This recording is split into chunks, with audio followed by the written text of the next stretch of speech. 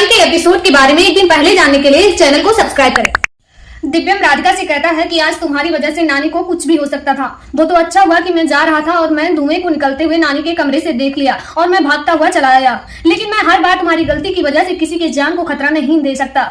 और दिव्यम कहता है कि राधिका, इस बात के लिए मैं तुम्हें कभी नहीं माफ कर सकता, तुम कितना भी सॉरी मांग लो। राधिका रोने लग जाती है और कहती है सॉरी दिव्यम जी। और सुजाता इधर कहती है कि तुम हर बार गलती करती हो, हर बार कोई ना कोई मिस्टेक करती हो और हर बार सॉरी बोलती हो, हर बार रोती हो जिससे दिव्यम तुम्हें ना डांटे। इधर दिव्यम राधिका का हाथ पकड़ता है और चिल्लाते हुए कहता है आज के बाद तुम मेरे कमरे में कभी नहीं आओगी। दिव्यम कहता है पता नहीं, अगर तुम्हारी इन छोटी छोटी गलतियों की वजह से मुझे कुछ हो गया तो इसकी जिम्मेदारी कौन लेगा? क्या तुम इसकी जिम्मेदारी लोगी? दिव्यम चिल्लाते हुए ये बात राधिका को कहता है। इसी बात पे राधिका अपनी सफाई देते हुए कहती है कि हमने मशीन में उतनी ही दवा डाली थी, उतनी ही शीशी डाली थी जितना आपने बोला था। उसके बाद माँ ने, यानी कि सुजाता के बारे में बोलती है कि उसके बाद माँ ने मुझे पापा की दवाई देने के लिए भेज दिया था। मेरे जाने के बाद नानी और माँ जी कमरे में थी, हो सकता है गलती से, सुजाता के बारे में बोलती है कि कहते हो सकता है गलती से माँ से ही कोई मिस्टेक हो गई हो, आप मुझे मत डांटो, ये राधिका दिव्यम से कहती है। सुजाता रोने लगती है और कहती है दिव्यम राधिका को अपनी गलती का एहसास कभी नहीं होता है और ना कभी होगा। तब दिव्यम राधिका से कहता है कि नानी हमारी शादी के कितने दिनों बाद घर पे आई हैं और उनको मैं देख रहा हूँ तुम कुछ ना कुछ प्रॉब्लम खड़ा कर रही हो। कभी उनके दिए हुए गिफ्ट को खराब करती हो, तो कभी उनके ऊपर कूड़ा फेंकती हो, तो कभी कुछ कहती हो, कभी नानी को घर वालों के सामने गलत साबित करती हो। आखिर तुम चाहती क्या हो राधिका?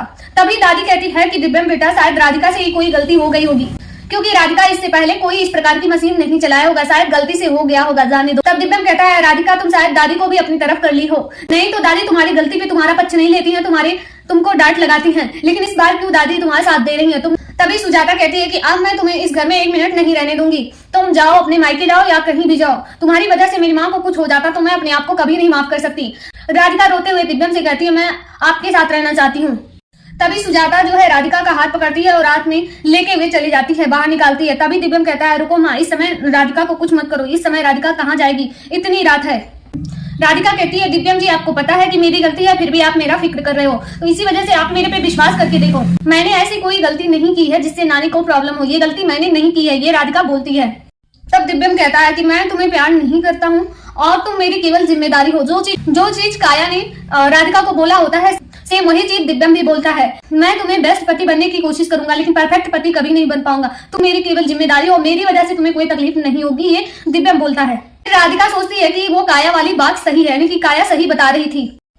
इतना कहने के बाद राधिका उनसे सवाल पूछती है कि आपके बारे में जो काया ने बताया था वो सही है, यानी कि आप काया से प्यार करते हो? तो है कि मुझे तुम्हारे सवालों का जवाब मेरे पास नहीं है, मुझे जो बोलना था मैंने बोल दिया, अब सारा जो भी करना है उसका डिसीजन माँ लेगी कि क्या करना है।